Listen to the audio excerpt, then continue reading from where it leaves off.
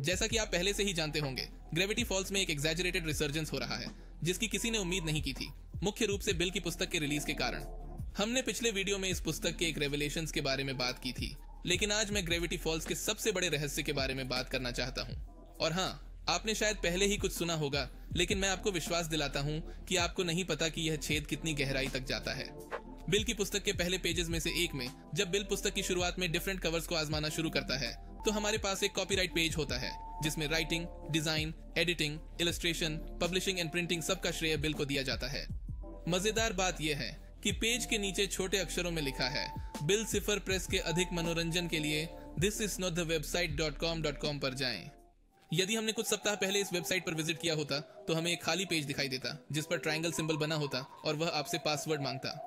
यह password bill के the one through intelligence test में एक कोड के जरिए पाया जाता है जो कुछ पेज नीचे है, और टेस्ट के 7वें सवाल में हम इस चीज को देखते हैं। दरअसल यह एक छिपा हुआ संदेश है जिसे आप इमेज में मैनिपुलेट करके या पेज के किनारे अपनी आंखें लगाकर परिप्रेक्ष्य के साथ खेल कर देख सकते हैं। पासवर्ड की आवश्यकता है? ठीक है, मैं बात करूंगा। यह आईबॉल डॉक्टर का नाम है। यह थोड़ा अजीब सुराग है क्योंकि ग्रेविटी फॉल्स सीरीज में कहीं भी कोई आई डॉक्टर नहीं है। जवाब वास्तव में कुछ पेजेस पहले था, जहां बिल इस बात से नाराज हो जाता है कि हम उसकी कमजोरियों को समझने की कोशिश कर रहे हैं, इसलिए वह हमें द ग्रेट गैट्सबी के चैप्टर 2 के कई पेजेस दिखाता है, क्योंकि वह कहता है कि वह किताब को कैंसिल कर रहा है क्योंकि हमने उसे पीठ में छुरा घोंपने की कोशिश की है। इन पेजेस में नॉवल का प्रोटैगनिस्ट हमें एशेज की वैली नामक किसी चीज के बारे में बताता है जो वेस्ट एग और न्यूयॉर्क के बीच प्रदूषण और धुएं से भरा एरिया है। और इस वैली के ऊपर आप येलो लेंसेज वाली 2 विशाल नीली आंखें देखते हैं जो क्वींस के एक आई डॉक्टर के बिलबोर्ड का हिस्सा हैं। टीजे एकेलबर्ग नामक एक नेत्र चिकित्सक जिनकी विशाल आंखें पूरे नॉवल में होने वाली हर घटना का अनुसरण करती हैं। ये वेबसाइट का पासवर्ड था T.J. एकेलबर्ग, और हमें 30 जुलाई का काउंटडाउन दिखाई दिया गया। काउंटडाउन के साथ कुछ सिंबल्स थे जिनका ट्रांसलेशन एक बार किया गया था, खोई हुई फाइलें, और उनके साथ कुछ दाग थे जैसे कि एक कप कॉफी से छोड़े गए दाग। ये स्पॉट्स बहुत दिलचस्प हैं क्योंकि वे पुस्तक के कई हिस्सों में दिखाई देते हैं, और कुछ काम के बाद यह पता चला कि वे एक कोड सिस्टम का हिस्सा थे। प्रत्येक दाग में 4 स्पेसेस हैं और इनमें से प्रत्येक स्पेस में 1 से 4 डॉट्स हैं। ये स्पेसेस पुस्तक के कोड सेक्शन में सर्कल में पाए गए अक्षरों के अनुरूप हैं जिसे आप स्क्रीन पर देखते हैं। प्रत्येक डॉट्स हमें बताता है कि अक्षर किस ऑर्डर में है। गोलाकार बिंदु हमें 4 अक्षर देता है। पुस्तक में सभी कॉफी स्पॉट्स को शामिल करने तथा वेब पेज पर भी उन्हें शामिल करने पर हमें निम्नलिखित संदेश मिलता है। सेंटेंस की ग्रामर कुछ हद तक अजीब है क्योंकि यह जानबूझकर नहीं कहता कि वे शांति में आराम करते हैं, बल्कि शांति कहते हैं। ऐसा लगता है कि यह इस फैक्ट का संदर्भ है कि स्केलिन एक रेफरेंस का ट्रायंगल है, इसलिए स्पष्ट रूप से वे बिल के आयाम के बारे में बात कर रहे हैं। जैसा कि बिल ने सीरीज में मेंशन किया है, उसने अपने स्वयं के डायमेंशन को डिस्ट्रॉय कर दिया, या उसके शब्दों में इसे मुक्त कर दिया। और पुस्तक में उसके डायमेंशन के डिस्ट्रक्शन के कुछ एक्स्ट्रा डिटेल्स दिए गए हैं, लेकिन हमारे पास उससे आगे कोई सॉलिड डिटेल्स नहीं है, क्योंकि जो कुछ हुआ उसे याद करने से बिल 30 सेकंड के लिए बेहोश हो जाता है, और पुस्तक में वह भाग बहुत डिस्टॉर्टेड है। हम जानते हैं कि स्केलिन और यूक्लिड उसके डायमेंशन के प्राणी हैं, क्योंकि बिल की पुस्तक में एक और कोड है जो उस राक्षस ट्रायंगल के बारे में टाइम बेबी अलर्ट का हिस्सा है। यह बाईं ओर कुछ ऋण है और वे कहते हैं। जब गिनती समाप्त हुई और जुलाई 30 आया तो वेबसाइट ने एक स्क्रीन बदल दी जिस पर लिखा था अंडर कंस्ट्रक्शन। ज्यूज घबराया हुआ था और वेबसाइट को ठीक करने की कोशिश कर रहा था। हाँ, हम में से कई लोगों ने सोचा कि यह इस इलैबोरेट मिस्ट्री का एक और हिस्सा था, लेकिन एलेक्स हिर्श ने ट्विटर पर कंफर्म की कि ये रियल टेक्निकल प्रॉब्लम्स थी। फिर भी पिछले एपिसोड और इस तरह के कुछ रेफरेंसेस हैं। और बस एक दिलचस्प बात, ज्यूस के वाक्यों में से एक आपको यूट्यूब पर ग्रेविटी फॉल्स थीम सॉन्ग सुनने के लिए ले जाता है, लेकिन यह सामान्य विषय नहीं है। यह वही है जो आपको official lofi Gravity Falls album में मिलता है, जो इन सबसे 4 दिन पहले आया था। और चूंकि साइट कई दिनों तक बंद रही, इसलिए कम्युनिटी ने पूरे एल्बम का एनालाइज करना शुरू किया और एक और कोड पाया। वियर्ड मेगेडन पार्ट 1 के ट्रैक में हम गाने के स्पेक्ट्रोग्राम में एक मोर्स कोड और एक छिपा हुआ संदेश पा सकते हैं, और दोनों एक ही बात कहते हैं, यूक्लिडियन को याद रखें। आखिरकार ज्यूस ने साइट को ठीक कर दिया और इस स्क्रीन को जगह दी। यह एक तरह से एक इंटरैक्टिव दृश्य है जिसमें एक डेस्क पर बिल की किताब, एक मोमबत्ती, एक आंख वाली बोतल और एक कंप्यूटर जैसी वियर्ड ऑब्जेक्ट्स भरी हुई हैं। ये एक ऐसा कंप्यूटर है जिसमें आप अलग अलग शब्द या कोड डाल सकते हैं, और यह ग्रेविटी फॉल्स यूनिवर्स के बारे में कई नई बातें बताता है। लेकिन अगर हमें कुछ जवाब चाहिए कि हम कहाँ हैं या यह सब क्या है, तो हमें बिल की किताब पर क्लिक करना होगा। स्टैनफोर्ड द्वारा छोड़ा गया डिपर के लिए एक नोट पॉपअप होगा और उसने मेंशन किया है कि वह अपने भाई के साथ आर्कटिक की अपनी यात्रा के लिए हार्पून खरीदने गया था और उसे एक अंदेशा था कि डिपर उसकी सभी वार्निंग्स के बावजूद लैब में घुस जाएगा। ये पता चलता है कि फोर्ड किताब की स्टडी कर रहा था, इसे बॉटमलेस पिट में फेंकने से पहले जितना संभव हो सके उतने सीक्रेट्स निकाल रहा था, और वह डिपर को उस बरसात के दिन ऐसा करने के लिए इंडिपेंडेंट महसूस करने के लिए कहता है। ये याद रखना इंपॉर्टेंट है कि बिल की असली किताब में हमें फोर्ड की ओर से एनोटेशन मिलते हैं, जो सीरीज के एंड के बाद अपनी संपत्ति से पहले इसे पाता है और शुरू में इसे निपटाने में फेल्स रहता है, इसका स्टडी करने का संकल्प लेता है। और अब हम जाहिर तौर पर डिपर के शूज में हैं, किताब को देख रहे हैं और मिस्ट्री शैक में कहीं एक कर्स्ड कंप्यूटर की खोज कर रहे हैं। अजीब बात है कि ये कंप्यूटर स्टैनफोर्ड के पास काफी समय से है। नोट के अंत में बिल, स्टेन, सूज और एक गुप्त कोड के लिए पोस्ट स्क्रिप्ट है, एड एस्ट्रा पेयर एस्पेरा। ये एक लैटिन फ्रेज है जिसका अर्थ है कठिनाइयों के माध्यम से सितारों तक पहुंचना, और हम इसे पहली बार डायरी 3 की शुरुआत में देखते हैं, फोर्ड के साइंटिफिक रिसर्च के लिए आदर्श वाक्य के रूप में। लेकिन इस बार कोड फोर्ड द्वारा लिखे गए पन्नों को छोड़ देता है, उस समय का जब वह मेबल के साथ बिल की मूर्ति देखने गया था। इसका टाइटल है सिफर की लाश। और ठीक है, सी सही शब्द नहीं है। वे किसी घटना के होने की स्थिति में बचाव के तरीकों के रूप में उस पर मंत्र, शाप और यूनिकॉर्न हेयर लगाने गए थे, और यह बिल्कुल सही समझ में आता है कि वे इतने सतर्क क्यों होंगे, क्योंकि मूर्ति खुद बहुत अजीब है। यह रेडिएशन छोड़ती है, आसपास उगने वाले मशरूम पर ट्रायंगुलर स्पॉट्स छोड़ती है, और यहाँ तक कि आसपास की वनस्पति भी ट्रायंगुलर शैडोज बनाती है। इसके अलावा सभी जानवर मूर्ति से दूर रहते हैं, इसलिए वहाँ एक पत्थर की खामोशी है जिसे केवल माबेल द्वारा तोड़ा जाता है जब वह सॉक पपेट का उपयोग करके एक छोटा अंतिम संस्कार भाषण देती है। अलविदा सिफर, तुम मर चुके हो, तुम मेरे चाचा के सिर में फट गए, बहुत अधिक। शक्ति ने तुम्हारी आत्मा को नुकसान पहुंचाया, एक चूहे के रूप में पुनर्जन्म लो, आमीन। अगले पेज पर हमारे पास फोर्ड का यह कहना है कि यह सब कुछ देखना अजीब है जो पहले हुआ था, जब उसके लिए बिल उसके जीवन का सेंटर बन गया, उसकी गैलेक्सी का बेटा, जब वास्तव में वह सिर्फ एक ब्लैक होल था जिसने सब कुछ अपने बॉटमलेस ईगो में अब्सॉर्ब कर लिया था। फोर्ड को नहीं पता कि यह सिर्फ एक फेलियर का अवशेष है या फिर भविष्य में होने वाली किसी सिनिस्टर की वार्निंग है, और वह हमसे पूछता है कि जब हम बिल की आंखों में देखते हैं तो हमें क्या दिखाई देता है, और वह हमें बिल का अब तक का सबसे बेहतरीन चित्रण देता है। जहां तक हम जानते हैं, कंप्यूटर में कम से कम 318 अलग अलग कोड हैं, जिसका मतलब है कि इसमें बहुत सारी जानकारी है, और इस वीडियो के लिए रिसर्च करने में मुझे जितना समय लगना चाहिए था उससे कहीं ज्यादा समय लगा, लेकिन कम से कम इसने मुझे उस सुपर कूल टाइटल का आधार दिया जिसे मैंने इसमें डाला। इसलिए हम पार्ट्स में बात करेंगे। कई कोड में जानकारी दोहराई गई है या बस जोक फ्रेजेस हैं, जैसे जब आप स्किबिडी, फोर्टनाइट या रीज टाइप करते हैं और कंप्यूटर यह कहकर जवाब देता है, लाइफ प्रिविलेजेस रिवोक्ड, अब जहरीली गैस छोड़ी जा रही है। इसलिए हम ऑब्वियस रीजन से उन्हें सबमिट करेंगे। हालांकि मैं आपको यह बताना चाहता हूं कि जब आप इलेक्स हिर्श टाइप करते हैं, जो कि ग्रेविटी फॉल्स के क्रिएटर का नाम है, तो एक छोटी सी चांस है कि एक अरेंज्ड कंस्पिरेसी थ्योरी सामने आएगा कि इलेक्स की मृत्यु 2016 में बर्बैंक में हुई थी, जबकि ग्रेविटी फॉल्स के सीजन 3 की अवधारणा शुरू हुई थी, और तब से डिज्नी द्वारा इसे एनिमेट्रॉनिक से बदल दिया गया है। दिलचस्प बात यह है कि इसमें यह भी कहा गया है कि एनिमेट्रॉनिक को 15 दिसंबर 2024 को सुबह 11 और 13 बजे अपडेट किया जाएगा।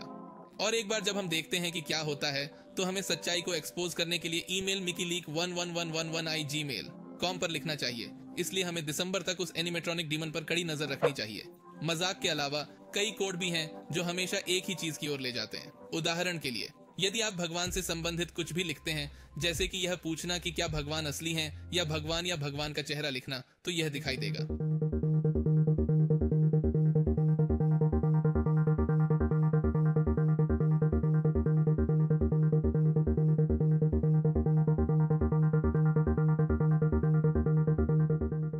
जो कि बहुत मायने रखता है, क्योंकि एक्सोलोटल मूल रूप से ग्रेविटी फॉल्स में भगवान है। इन सभी कोडों में से सबसे पहले जो वास्तव में दिलचस्प हैं, वे कुछ ऐसे हैं जो ग्रेविटी फॉल्स यूनिवर्स के डिफरेंट कॉर्नर्स के बारे में छोटी कहानियां बताते हैं। इनमें से एक से पता चलता है कि रॉबी और थॉम्पसन की दूसरे सीजन के पहले एपिसोड के दौरान ज़ॉम्बी कराओके की रात बिल सिफर से मुठभेड़ हुई थी। यदि आप कंप्यूटर में रॉबी टाइप करते हैं तो आपको उस रात का चैट हिस्ट्री मिलता है, जिसमें रॉबी बिल को पकड़कर अपनी इच्छाएं पूरी करना चाहता है, लेकिन सब कुछ बुरी तरह से गलत हो जाता है और थॉम्पसन इसे वीडियो पर रिकॉर्ड कर लेता है। यदि आप यहाँ तक कि उसके झूठ भी झूठ हैं, तो हमें थेरेप्रिज्म में बिल के थेरेपी सेशन की एक छोटी सी ट्रांसक्रिप्ट मिलती है, जहां वह ग्रेविटी फॉल्स के अंत के बाद समाप्त हुआ था। वैसे हमने इसके बारे में एक वीडियो बनाया है, यदि आप नहीं जानते कि मैं किस बारे में बात कर रहा हूँ। इस सत्र में बिल बताता है कि कैसे उसने फोर्ड को आइडियल टूल बनने के लिए मैनिपुलेट किया, उसे अपने शतरंज के खेल में जीतने दिया और उसकी इनसिक्योरिटीज का एडवांटेज उठाते हुए उसे एक पेट ह्यूमन के रूप में रेफर किया। और सेशन सस्पिशियसली रूप से थेरेपिस्ट द्वारा उसके माता पिता के बारे में पूछने के साथ समाप्त होता है। फोर्ड की बात करें तो यदि आप कोड ऑनरोबोरोस टाइप करते हैं, जो अजीब तरह से ऑनरोबोरोस है लेकिन मिसस्पेल्ड है, तो आपको डायरी की स्टाइल में एक बहुत ही क्यूरियस स्टोरी रिसीव होगी। एक दिन जब फोर्ड और मैकगुकेट अभी भी पोर्टल पर काम कर रहे थे, लेकिन इससे पहले कि सब कुछ हेल में चला जाए, मैकगुकेट अपनी बाहों में एक फिश टैंक के साथ देर से लैब में पहुंचे। वह एक बहुत ही अजीब पालतू जानवर, एक एक्सोलोटल लाया था, जिसका नाम उसने फ्रीलियम रखा था। फोर्ड ने टैंक को अपने ऑफिस में रखा, लेकिन बिल का रिएक्शन, जो उस समय भी फोर्ड की प्रेरणा थी, रिवल्शन की थी। बिल ने उससे कहा कि उसे किसी भी तरह के डिस्ट्रैक्शन से बचना होगा, चाहे वह कितना भी छोटा क्यों ना हो, और शायद किसी और को उसका डिवाइन विजडम प्राप्त करना चाहिए। इसीलिए फोर्ड ने एक्सोलोटल से छुटकारा पाने पर सहमति जताई और उसे केबिन के पीछे एक नाले में छोड़ दिया। कहानी के अंत में फोर्ड बताता है कि एक्सोलोटल ने मुड़कर उसकी ओर सिंपैथी से देखा। फोर्ड को अंतिम क्षण का एक अजीब सा एहसास हुआ, मानो उसने कोई अपॉर्चुनिटी खो दिया हो। With the gears of destiny turning, और अचानक एक्सोलोटल चला गया। यह बहुत दिलचस्प है क्योंकि इससे पता चलता है कि एक्सोलोटल को सब कुछ पता था और पोर्टल के कंप्लीट होने से पहले इंटरवीन करने का उसका यह अजीब प्रयास था। वास्तव में ये कंफर्म की गई है कि यह एक्सोलोटल भगवान का अवतार है, क्योंकि यदि आप फ्रीलियम को कंप्यूटर में डालते हैं तो वही क्लिप सामने आती है जब आप भगवान से रिलेट कुछ कहते हैं। और सबसे अच्छी बात यह है कि वह हमेशा के लिए नहीं गया है। पूरी श्रृंखला के पहले एपिसोड में हम देख सकते हैं कि एक्सोलोटल रहस्यमयी झोपड़ी में वापस आ गया है और इस बार स्टेन ने उसे अपने घर में स्वीकार कर लिया है। सबसे गहरी कहानी वो है जो हमें प्लैटिनम पैज कोड टाइप करने पर मिलती है। पैसिफिका कोड डालने के बाद एक लेटर रिसीव होता है। प्लैटिनम पैज वह यूजर है जहां पैसिफिका नॉर्थवेस्ट मेकअप और क्वेल हंटिंग ट्यूटोरियल अपलोड करता है, लेकिन कंप्यूटर पर एक कहानी का खुलासा होता है जो north west mentioned mystery episode के ठीक बाद होती है।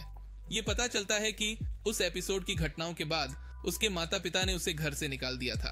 तो कहानी पैसिफिका के साथ उसके कमरे में शुरू होती है, जो इस बात से निराश है कि उसके माता पिता उसे खुश करने के उसके एफर्ट्स के बावजूद उसके साथ कैसा व्यवहार करते हैं और पाइंस के आने के बाद से चीजें कैसे बदल गई हैं। इसके अलावा वह डिपर के शब्दों से कंफ्यूज है, जिसने उससे कहा था कि वह वास्तव में एक अच्छी इंसान बन सकती है।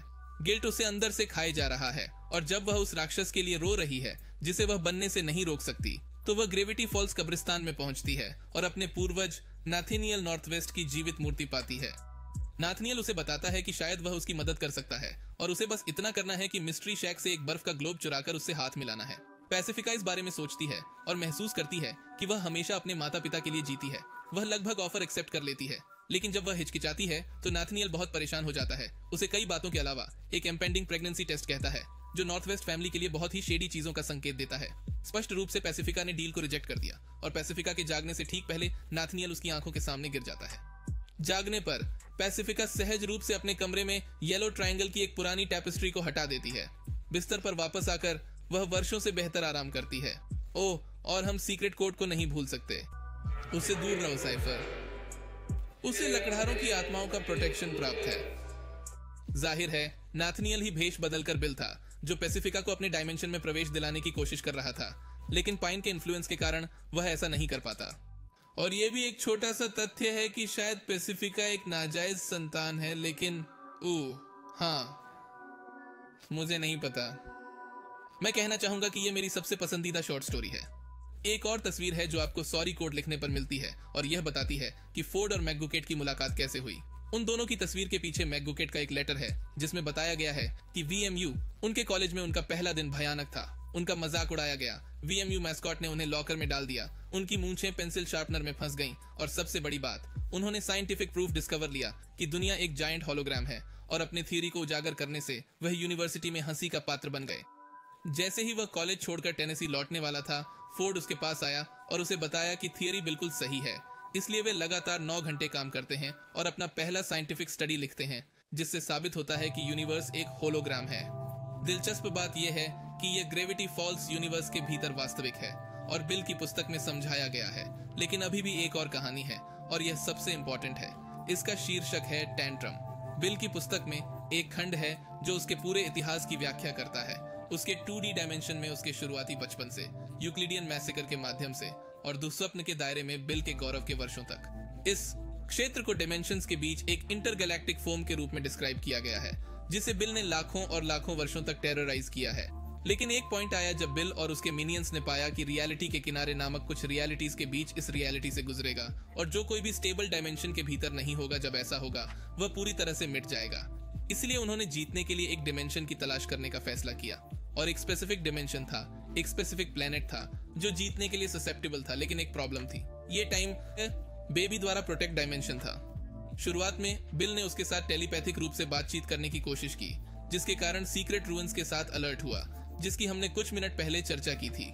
पुस्तक कहती है कि इससे पहले कि टेंट्रम कह पाते, टाइम बेबी और उसकी सेना आर्मी क्षेत्र में आ गई थी और उनकी लड़ाई इतनी भयंकर थी कि 6 प्लैनेट्स डिस्ट्रॉय हो गए और रेडिएशन पैदा हुआ, जिसे अभी भी रडार द्वारा देखा जा सकता है। लेकिन अगर आप कंप्यूटर में टेंट्रम टाइप करते हैं तो यह पता चलता है कि लड़ाई से पहले थोड़ी बातचीत हुई थी। टाइम बेबी ने बिल को रोकने के लिए मनाने की कोशिश की और बिल ने आखिरी बार बातचीत करने की कोशिश की। लेकिन जो चीज हमें दिलचस्प लगती है वह है अंतिम भाग, उस विशाल लड़ाई से ठीक पहले। मैं तुम्हारे क्राइम्स को जानता हूँ सिफर, नया घर लेने से तुम्हारा खोया हुआ घर नहीं भर जाएगा। यूक्लिडिया की अनगिनत आत्माओं के साथ आपने क्या किया? सिफर वहीं रुक गया। आप अपने शब्दों का चयन बहुत सावधानी से करते हैं। सिफर के गुर्गे आपस में उलझन में बड़बड़ा रहे थे।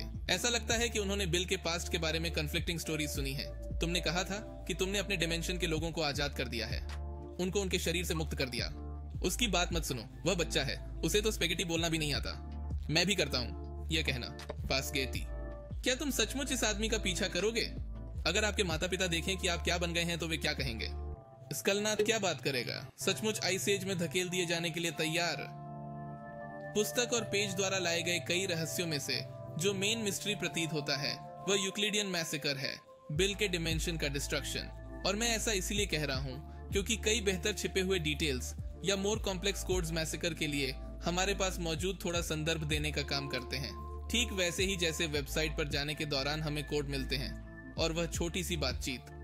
साइट पर जाने वाले कोड का ट्रांसलेट करने के बाद हम जानते हैं कि टाइम बेबी स्केलिन का मेंशन करने जा रहा था, जो यह संकेत देता है कि स्केलिन और यूक्लिड बिल के माता पिता से ज्यादा या कम नहीं थे। वास्तव में अगर हम कंप्यूटर में स्केलिन या यूक्लिड डालते हैं तो ये लाइफ फॉर्म नहीं मिला आता है, और अगर हम यूक्लिडिया डालते हैं तो ये डायमेंशन नहीं मिला आता है। पुस्तक में इस तरह का कोई विवरण नहीं दिया गया है।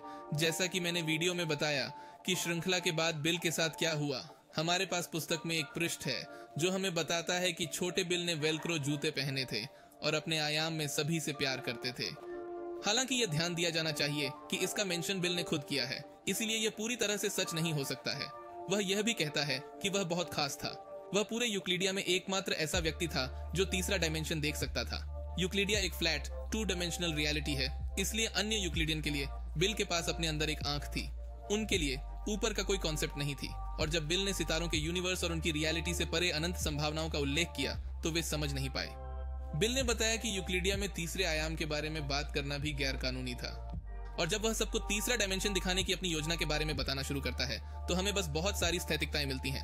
स्थैतिकता के बीच हम देखते हैं कि वहाँ खून था, चीख पुकार थी, और बिल को एहसास हुआ कि उसने जो किया उसे वह वापस नहीं कर सकता। लेकिन यह बिल्कुल भी स्पष्ट नहीं है कि वास्तव में क्या हुआ था। अंत में बिल इस बारे में बात न कर पाने के लिए माफी मांगता है, क्योंकि हर बार जब वह कोशिश करता है तो वह 30 सेकंड के लिए बेहोश हो जाता है और वास्तविकता से खुद को मुक्त करने के बाद अपने जीवन के बारे में बात करना जारी रखता है। लेकिन किताब में हमें सिर्फ यही नहीं मिलता। एक अजीबोगरीब पेज है जिसमें सिर्फ स्ट्रॉ या सिली स्ट्रॉ या आपके देश में इसे जो भी कहा जाता है लिखा है। इस सेक्शन में कई कोड हैं, जिनमें से पहला सीजर सिफर में एनकोड किया गया पैराग्राफ है जो इस प्रकार है। दूसरे प्रकार का ऑनकुलस जो अपने मरीज को अंधा करना चाहता है। डॉक्टर कहते हैं दिन में 3 घूंट पीने से दृष्टि दूर हो जाएगी। खाने को लेकर बहुत नखरे करने वाला बेबी बिल अगर पागल ना होता तो वह इसे नहीं खाता। ये बिल द्वारा हमें उसकी आधिकारिक कहानी में बताई गई बातों से कहीं ज्यादा सच लगता है। उसके माता पिता उसे ठीक करना चाहते थे और उसे उसकी अजीब बीमारी का इलाज कराने के लिए एक नेत्र चिकित्सक के पास ले गए, और उसे दवा पिलाने के लिए उन्हें बिल को पसंद आने वाले ऐसे ही मूर्खतापूर्ण स्ट्रॉ का इस्तेमाल करना पड़ा। इसमें कुछ हद तक अजीब संख्या कोड भी है। संख्याओं को 2 के समूहों में विभाजित किया गया है, और यह पता चला कि पहला समूह सीजन और एपिसोड नंबर है और दूसरा मिनट और सेकंड है। इस प्रकार हमें निम्नलिखित कोड प्राप्त होता है। हत्या के बाद विकृत उसके जीवन के भूत अभी भी उसे सताते हैं। ऐसा लगता है कि वह अभी भी जो हुआ उससे परेशान है, और एक अन्य कोड द्वारा समर्थित है जो दुर्भाग्य से केवल बार्न्स एंड नोबल विशेष संस्करण के अनन्य पृष्ठों में पाया जा सकता है, जो मेरे पास नहीं है। लेकिन यह इस प्रकार है: वह कभी नहीं सोता, वह कभी सपने नहीं देखता, लेकिन किसी तरह वह अभी भी चीखें सुनता है। लेकिन वास्तव में दिलचस्प बात यह है कि वेबसाइट पर क्या खुलासा किया गया है। कोड फॉरगेट द पास्ट का उपयोग करके हमें एक रंगीन वीडियो प्राप्त होता है जो पहली नजर में कुछ भी नहीं है, लेकिन चूंकि यह ग्रेविटी फॉल्स है इसलिए यह वास्तव में एक छोटा कोडित पैराग्राफ है जो यूक्लिडिया का भजन या ऐसा ही कुछ लगता है। वहाँ और यहाँ 2 आयाम। आप हमेशा जानते हैं कि किस रास्ते पर जाना है। अगर आप खो गए हैं तो डरे नहीं, यूक्लिडिया में आपके पास सब कुछ है। यदि आप बहुत दूर दाईं ओर भाग गए तो आप पुनः बाईं ओर दिखाई देंगे। बहुत ऊंची छलांग लगाओ, रो मत या चिंता मत करो, मुझे यकीन है कि तुम जमीन से बाहर आ जाओगे। इस जगह पर कोई डर नहीं है, तुम्हारे प्रियजन हमेशा तुम्हारे करीब रहेंगे, नियम और कायदे हमेशा स्पष्ट होते हैं। यूक्लिडिया, हम तुमसे बहुत प्यार करते हैं। उस ब्यूटीफुल हिम के बावजूद बिल वहां स्पष्ट रूप से खुश नहीं था। पुस्तक के लास्ट पेजेस में से एक पर एक कोट दोहराया गया है जहां बिल स्टैनली का नाम चिल्लाता है। इस कोट का अनुवाद है, बस फिट हो जाओ। और जब हम इसे वेब पेज पर डालते हैं तो हमें बिल की माँ के शब्द मिलते हैं एक अन्य रंग कोट के पीछे, सो जाओ बिली, कृपया रोना मत। ये तुम्हारी गलती नहीं है कि तुम्हारी आंखें अजीब हैं। मम्मी के साथ सुरक्षित रहो, तुम कभी नहीं गिरोगे और हम हमेशा तुमसे प्यार करेंगे, सभी और तुम्हारे तीखे कोणों के साथ। सच कहा जाए, यह दुखद है। हम यूक्लिडिया के विजन सुपरविजन डिपार्टमेंट से भी कुछ प्राप्त कर सकते हैं अगर आप ब्लाइंड आई टाइप करें। ऐसा लगता है कि यह बिल के माता पिता द्वारा डॉक्टर के पास ले जाने पर दिए जाने वाले विजन टेस्ट में से एक है, लेकिन अगर हम अक्षरों का अनुवाद करें तो यह कहता है कि वे इसे देखेंगे, वे सभी इसे देखेंगे और उन्होंने इसे देखा। ऐसा तब होता है जब आप कंप्यूटर में लैटिन में वैलिस सिनेरिस या वैली ऑफ एशेज टाइप करते हैं।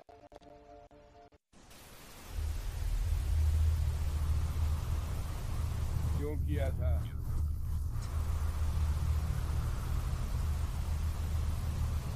क्यों किया था?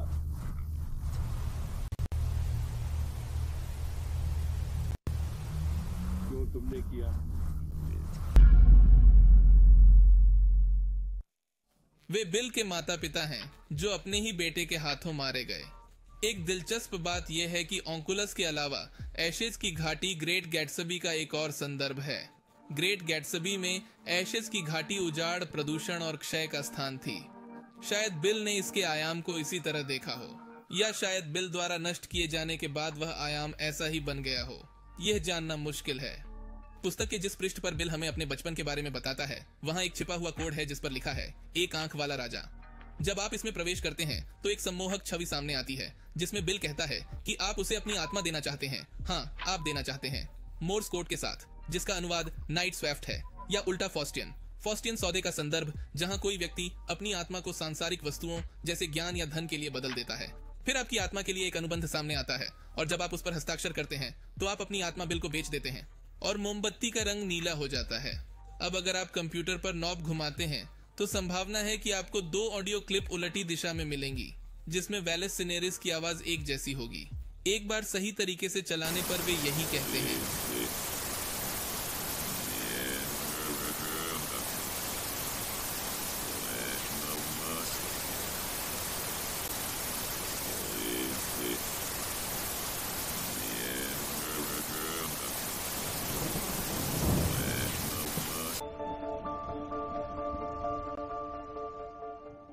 जो हमें अंतिम सुराग तक ले आता है।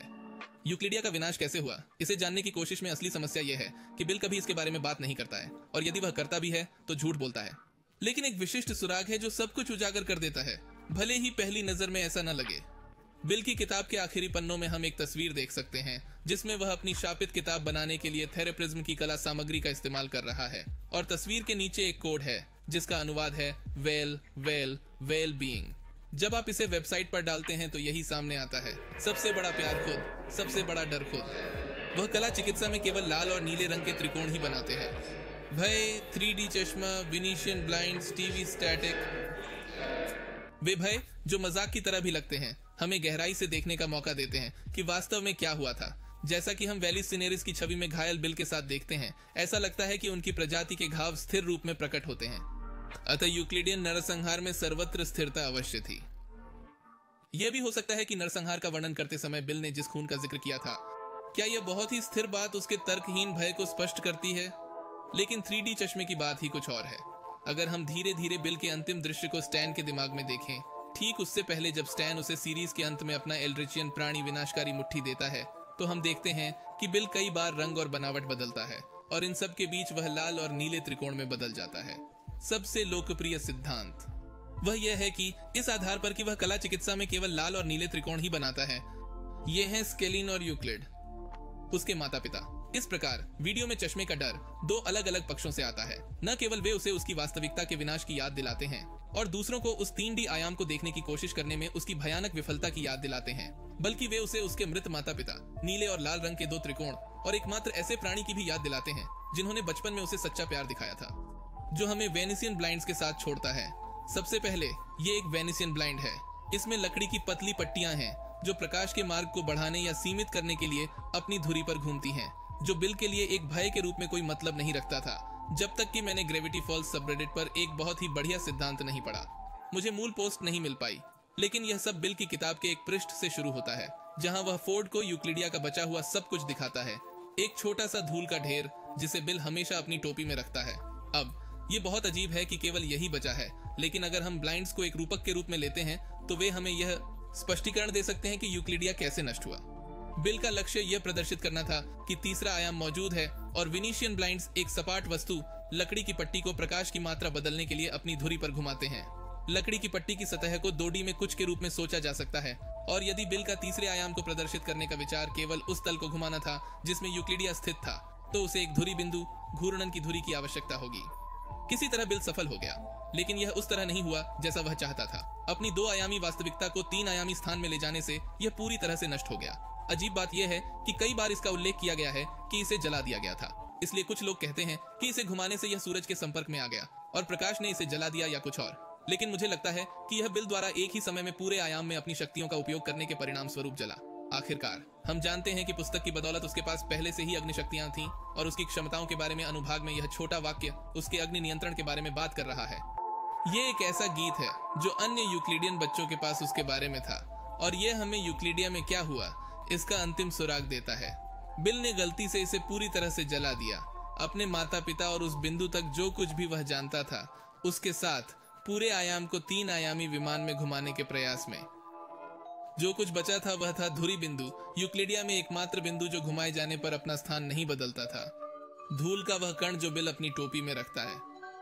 यह हमारा अंतिम पड़ाव है, कम से कम आज के लिए, क्योंकि उस साइट पर अभी भी अन्य चीजें हैं जिन पर हम भविष्य में पुनः विचार कर सकते हैं। यह बात मुझे नरसंहार की जांच करते समय मिली जानकारी से पता चली। इसमें एक छिपा हुआ कोड है जो सिफर के किशोरावस्था के बारे में बताता है, तथा यह भी बताता है कि उसने 16 वर्ष की आयु तक वेल्क्रो जूते पहने थे, क्योंकि वह नहीं जानता था कि जूतों के फीते कैसे बांधे जाते हैं। लेकिन जिस चीज ने मुझे सबसे अधिक आकर्षित किया वह था वह वीडियो जिसमें हमें वह कोड मिला।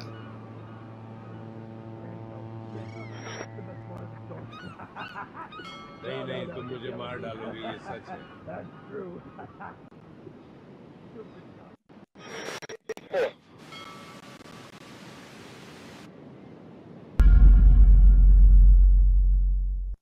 पृष्ठभूमि में जो आवाज हम सुनते हैं वह ग्रुंकल स्टेन है। कोड का मतलब है मैं अभी भी आपके दिमाग में हूँ, एक जहाज के वीडियो के साथ, जो संभवतः हमें स्टेन और फोर्ड की आर्कटिक की यात्रा दिखा रहा है, जो कि अजीब है क्योंकि यह फिर से भविष्य में स्टेन के दिमाग के अंदर बिल के पुनर्जीवित होने की संभावना का सुझाव देता है। लेकिन यह लगभग ग्रेविटी फॉल्स के आने वाले सीजन का संकेत लगता है। उस वेबसाइट पर अभी भी बहुत कुछ जांचना बाकी है। आखिरकार 318 कोड तो 318 कोड ही हैं, और हमने बिल के पंथ, उसके स्पष्ट पलायन के बारे में तो बात भी नहीं की है। गुप्त पहेलियां या अजीब मैगिडॉन के बाद उसके गुर्गे कहां पहुंचे।